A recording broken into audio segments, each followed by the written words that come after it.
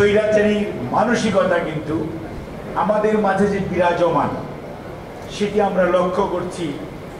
আজকেও যদি দেখবেন এটা যদি না হতে পারে ওটাও হতে পারবে না, এরকম বক্তব্য দিচ্ছেন আমাদের তরুণ নেতৃত্বের কতিপয় নেতা। আমরা বলতে চাই, আপনি আপনার চাহিদা বলতেই পারেন, এটি আপনার ব্যক্তিগত স্বাধীনতা, কিন্তু আপনি একথা বলতে পারেন না আমার এটা না হলে ওইটাও হবে না। এই অধিকার তো আপনার নাই।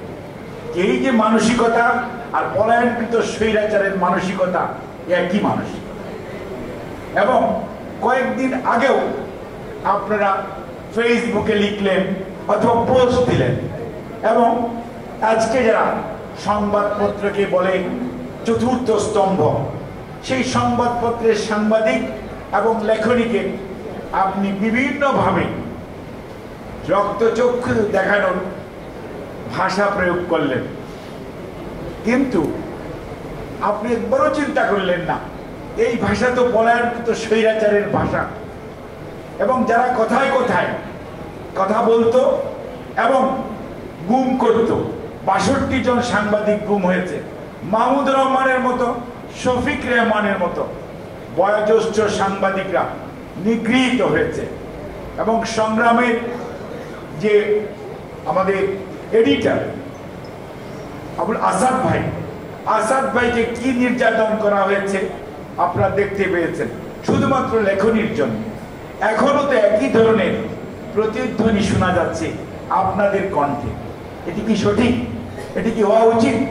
আপনি নতুন প্রজন্মের কথা বলবেন, আগামীর বাংলাদেশের কথা বলবেন, আগামীর সুশাসনের কথা বলবেন, মানসিকতা রেখে দিবেন পূর্বেরটাই, বিচার মানি তাল গাছটা আমার। এটা হবে না, এটা হবে না। শত ফুল ফুটতে দিতে হবে, সিদ্ধান্ত দেওয়ার মালিক এদেশের জনগণ। তারা যাকে গ্রহণ করবে তারাই দায়িত্ব পাবে এবং সেভাবেই দেশ পরিচালিত হবে। আপনি আপনার কথা বলবেন, আমি আমার কথা বলবো, কিন্তু ধমক দিয়ে অথবা কয়েকজন উপস্থিত হয়ে, যেটাকে এখন আমরা বলি মব সন্ত্রাস, মব জাস্টিস, এগুলো করে সভ্য স্বাধীন দেশে বেশি দূর এগুতে পারবেন না। যে মব সবচেয়ে বেশি করার ক্ষমতা সেটা হচ্ছে দেশের জনগণের। জনগণ চুপচাপ বসে দেখছে আপনি আমি কি করছি, কিন্তু জনগণকে বেশি বোকা ভাবলে তাহলে ৫ই আগস্টের কথা মনে রাখবেন। আপনারা তো মাত্র কয়েকজন ছিলেন, কিন্তু তাতেই কি হয়েছে? কেউ বলেছেন ১.৫ মাস, কেউ বলেছেন ১৬ বৎসর, কিন্তু এটি তো একটি সামগ্রিক আন্দোলন।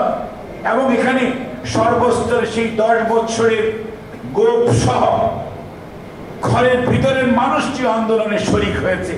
তা নাহলে তো ঘরের বারান্দায় তার নিহত হওয়ার কথা ছিল না, অথবা গাছের বাড়ির ছাদের মধ্যে গুলিবিদ্ধ হয়ে মারা যাওয়ার কথা ছিল না। খালি রাস্তায় মারা গিয়েছে সেটি তো নয়, কেউ নিরাপদ ছিল। এবং সব মানুষের সমর্থনের কারণেই সেই দিন ৫ই আগস্ট হয়েছিল এবং জাতি ঐক্যবদ্ধভাবে চেয়েছিল দেখে স্বৈরাচার পালিয়ে যেতে বাধ্য হয়েছে। কোনো অবস্থাতেই ভাবার কারণ নেই কারো অবদান কম বা বেশি। এটি একটি সামগ্রিক বিজয়। সেই বিজয়কে যদি অক্ষুণ্ণ রাখতে হয়, বিজয়কে যদি সুসংহত করতে হয়, আগামীর বাংলাদেশ যদি সত্যি সত্যি বিনির্মাণ করতে চান, তারা আরো ধৈর্য, আরো ঐক্য, আরো সহনশীলতার পরিচয় দিতে হবে। কথায় কথায় বলবেন এটা হবে না, এটা করতে দেওয়া হবে না, ওটা ঠিক না, দয়া করে এগুলো। স্বাধীনতার পরে এক নেতা বলতেন, উনি কিন্তু নেই, ওনার পরের জেনারেশন ছিলেন, তারাও পালিয়ে গেছে। কাজে এইরকম বক্তব্য এদেশের জোয়ার ভাটার দেশের মানুষ গ্রহণ করবে না, মেনেও নিবে না। আপনাদের সবাইকে ধন্যবাদ। আল্লাহ হাফেজ। বাংলাদেশ জাতীয়তাবাদী দল।